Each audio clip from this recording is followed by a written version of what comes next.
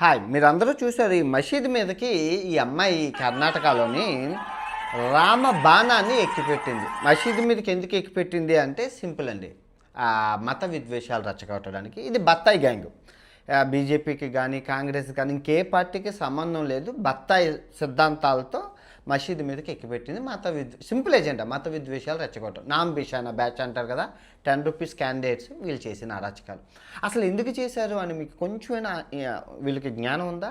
ఇప్పుడు మీరు నిన్న చూసే ఉంటారు, మన మోదీ గారు సౌదీ అరేబియా వెళ్ళేటప్పుడు వందే మాత్రం మోడీ గారు సౌదీ అరేబియాలోని ఆయన పాడారా షేక్ గారు? వాళ్ళు అన్యోన్యంగా ఉన్నారు. నిన్న మోడీ గారు వచ్చారు, అదేంటి అరబ్ షేక్ మహమ్మద్ గారు వచ్చారు మన ఇండియాకి డీల్, మన డిఫెన్స్ డీల్ కోసం ఆదరించారు, హగ్ చేసుకున్నారు. వీళ్ళు బాగానే ఉన్నారండి. ఈ బత్తాయి గ్యాంగ్ కొట్టేసుకుంటున్నారు. హిందువులను చంపేస్తున్నారు. వీళ్ళు బాధ ఎక్కువైపోయింది. వ్యాపారం. ఇప్పుడు ఇండియాలో పెట్టుబడి బత్తాయి గ్యాంగులకి పెట్టుబడి ఏంటంటే, ఫస్ట్ హిందూ మతం ఒక పెద్ద పెట్టుబడి ఫ్రీ, అండ్ జై శ్రీరామ్ అనేది ఆయుధం. ఈ రెండింటితోనే విధ్వంసాలు సృష్టిస్తున్నారు. జై శ్రీరామ్ అని ఆయుధం పెట్టాల్సిన అవసరం ఏంటి? మత విద్వేషాలు. ఎవరైనా నేను ఇప్పుడు నువ్వు ఇది చేశావు, ఇది చేస్తే వాళ్ళు ఏం చేస్తారు? వాళ్ళు చేశారని వీళ్ళు చేశారని వాళ్ళు. ఇది అలాగా నా చిన్నప్పటి నుంచి మత విద్వేషాలు అవుతూనే ఉన్నాయి. ఇంకా ప్రపంచ దేశాలన్నీ ముందుకు వెళ్ళిపోతున్నాయి. వీళ్ళ మటుకు మత విద్వేషాలతో చచ్చిపోయిన వాళ్ళని, షిరిడి సాయిబాబాని, అబ్దుల్ కలాంని, మహాత్మా గాంధీని, మదర్ తెరీసా అని చచ్చిపోయిన ప్రతి వాళ్ళని కేలికి కులమతాలతో ద్వేషించి గొడవలు పెట్టుకొని కొట్టుకొని సావాలి. ఇంకా ఇండియా ముందుకెళ్తుంది అన్న భావన మర్చిపోండి. ఎందుకంటే రోజు రోజుకి స్క్రాప్ పెరుగుతుంది తప్ప తగ్గట్లేదు.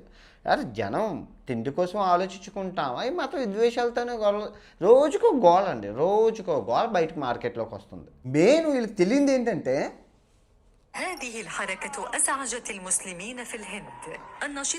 మీరు విన్నారా?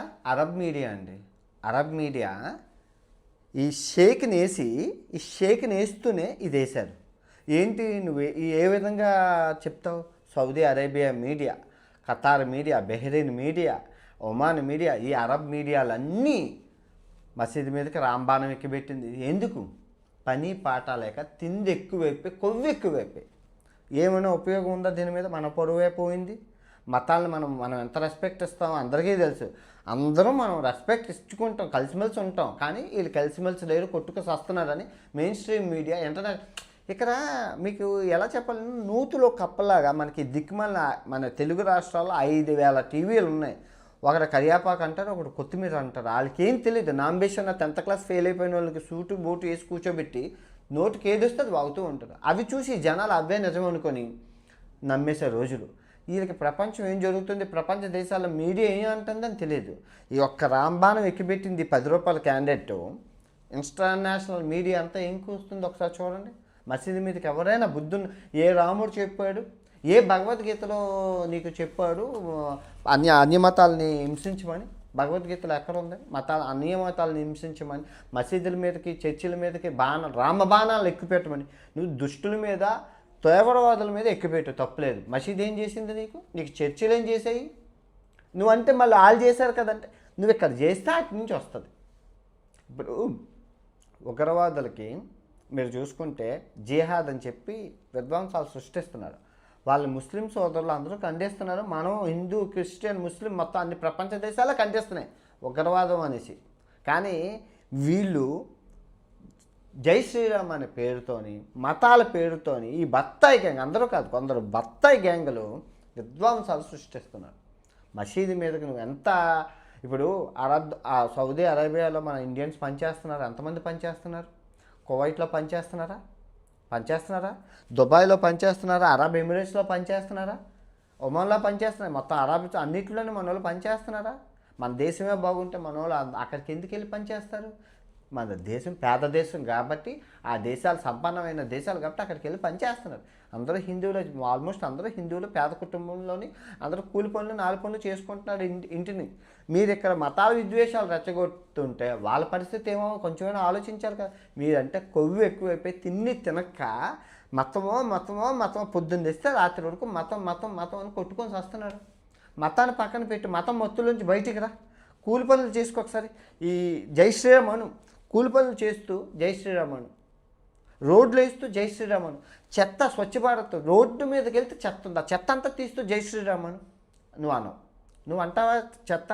ఈ స్వచ్ఛ మొత్తం నదులన్నీ మొత్తం ఇంత ఆ ప్లాస్టిక్ బాటిల్స్తోని చెత్తతోని చెదారంతో అవన్నీ తీస్తూ జై శ్రీరామ్ అను. ఆ జై శ్రీరామ్ అనే పదం ఆ రామనామం ఆ వారద కట్టినట్లు ఈ వానరాలన్నీ రాళ్ళు వేసినట్లు మీరు ఆ చెత్తను క్లీన్ చేయండి.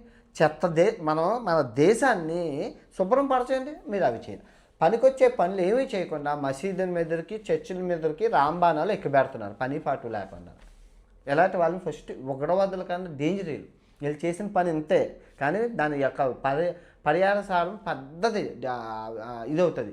ఇప్పుడు అది చూసి అది ఎవడైనా పనికిరాని ఈ మత విద్వేషాలు ఉన్న ఈ జిహాద్ గాని నా కొడుకులు చూసారా అనుకో, వాడు ఏం చేస్తారు రేపు? మళ్ళీ అదే రిపీట్ అవ్వకూడదు, మళ్ళీ అదే చేస్తారు. పని పాట లేకుండా మత విద్వేషాలు ప్రపంచ దేశాలు ముందుకెళ్ళిపోతున్నాయి ఏఐతోని. ఇంక దేశం ఎప్పుడు ముందుకెళ్తుంది? ఏ విషయంలోని అద్భుతంగా రాణిస్తున్నాం చెప్పండి? ఒక్క విషయం చెప్పండి. ఒక మహా అయితే మాట్లాడుకోగలిస్తే హిందూ మతం ఉంది, ఆహారం చవకగా దొరుకుతుంది, అంతే. మిగతావంతా చూసుకుంటే 99 బొక్కలే ఉన్నాయి. ఏది చూసుకున్నా మీరు ఇంకా దానికి తోడు ఎడిషనల్గా మత విద్వేషాలు రెచ్చగొడతాయి. ఈ బత్తాయి గ్యాంగ్ ఇంకెలా అవుతుంది? అందుకే నేను ఏమంటానంటే, ఈ వీడియో చూశాక ఎడ్యుకేటెడ్ పీపుల్ ఎవరైతే ఉన్నారో మీరు మార్కెట్లోకి రావాలండి. చేతులెత్తి నమస్కరిస్తున్నాను. మార్కెట్లోకి చదువుకున్న వాళ్ళు, ఐఏఎస్లు, ఐపీఎస్లు, ఇంజనీరింగ్లు, డాక్టర్లు, లాయర్లు, highly educated, mentally IQ levels strong ఉన్న సైంటిస్టులు ఈ ఇన్స్టాగ్రామ్, యూట్యూబ్లోకి రావాలి. మీరు వస్తే మన దేశం బాగుపడుతుంది. ఫస్ట్ ఆఫ్ ఆల్ ఈ జంజీ కిడ్స్ని తీసుకెళ్ళి ఒక్కొక్కరిని జై శ్రీరామ్ అనే పేరుతోని మత విద్వేషాలు రెచ్చగొట్టే బ్యాచ్గా తయారు చేశారు. నేను చిన్నప్పుడు మిషనరీ స్కూల్లో బైబిల్ చదివేవాడినండి. బైబిల్ని చదువుకునేవాడిని. బైబిల్ మత్తయి సువార్త, ఇవి కీర్తనలు ఇవన్నీ నేను చదువుకుంటుంటే ఇప్పుడు చదవాలంటే ఎప్పుడైనా నాకు చిన్నతనం గుర్తొచ్చి ఏదో సరదాగా చదవాలనుకున్న వీళ్ళు యేసుప్రభుని ఎలా చిత్రీకరించారంటే ఒక యేసుప్రభుని కానీ అల్లాని కానీ ఈ మతస్థులకి వాళ్ళు శత్రువుల్లా చిత్రీకరించారు. ఆ మతస్థులకి హిందూ దేవుల్ని అసలు రాను ఈ ఉల్లిపాయలు టమాటాల కోసం ఈ పనికిరాని న్యూస్ ఛానల్ వీళ్ళని కూర్చోబెట్టి అసలు దారుణంగా తయారు చేశారు. మనం ఎడ్యుకేటెడ్ పీపుల్ మన నిరంతరం అవేర్నెస్ చేస్తూనే ఉండాలి, రోజు వీడియోలు చేస్తూనే ఉండాలి.